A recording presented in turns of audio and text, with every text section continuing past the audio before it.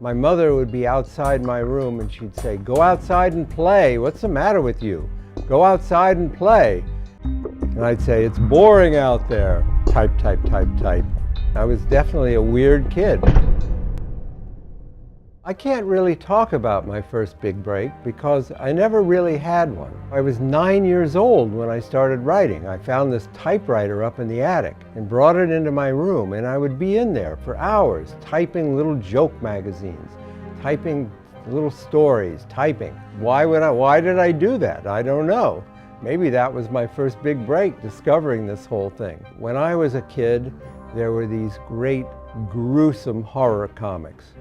Tales from the Crypt and The Vault of Horror, and I just loved them. They were bloody and gruesome, they were horrible, and they all had very funny twist endings, and I just thought they were great. I used to read them in the barber shop.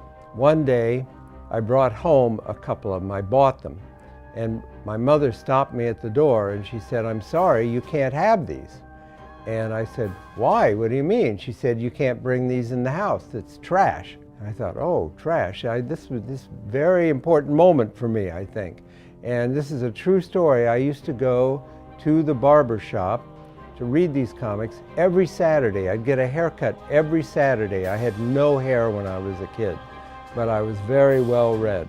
I think I knew when I was 9 that I wanted to be a writer. And at that time, after college, this was in mid-60s, I thought if you wanted to be a writer, you had to live in New York City. I grew up in Columbus, Ohio.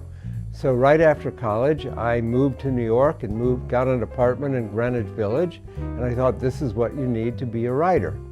My very first job in New York was making up interviews for movie and TV fan magazines. This woman had 6 movie magazines, and I would go in the morning and she would say, "Write an interview with Diana Ross, do an interview with the Beatles." And I would sit down and type, type, type and make up interviews. And this was a very good job. It was very creative work because I had to make it all up.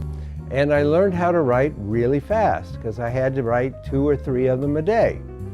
And that was my first big break in New York. It didn't last very long, but that was my first job in New York. Becoming a scary guy and writing all these horror books and doing Fear Street and then Goosebumps, that's who I am, I'm the Goosebumps author. That was an accident. That was totally an accident.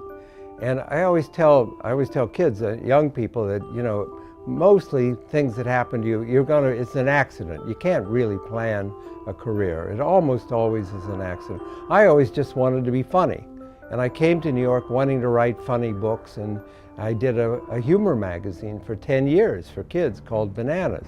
And I just wanted to be funny. And then one day I was having lunch with a friend of mine, Jean Feiwell, who's an editor she was a publisher at Scholastic. And she said, "You know what? I need a good scary novel for teenagers.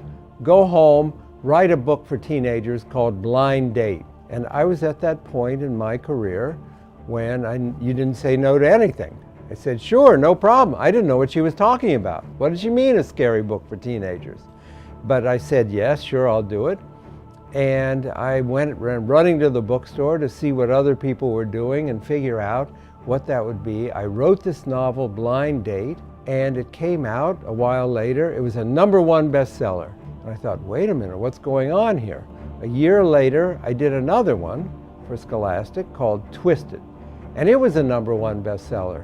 And I thought, wait a minute, I've struck a chord here. I've found something that kids really like. And I've been scary ever since. And I guess that was my big break.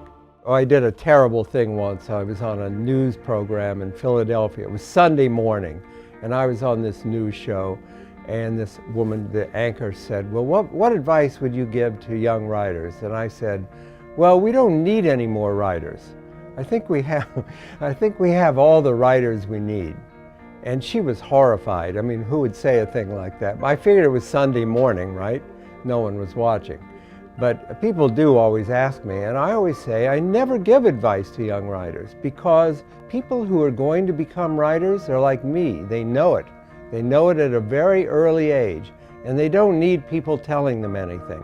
They're going to write, and they're going to keep writing just because they love it for some mysterious reason. And they don't need me to tell them to read or to keep writing. They don't need that. They know what they're doing.